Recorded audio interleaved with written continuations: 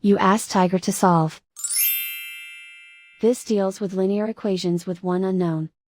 The final result is k equals 1 over 2. Let's solve it step by step. Group all constants on the right side of the equation. Add 2 to both sides. Simplify the arithmetic.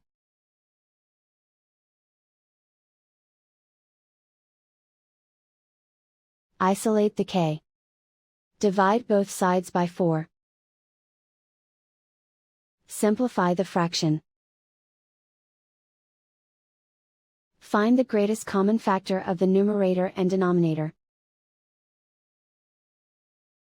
Factor out and cancel the greatest common factor.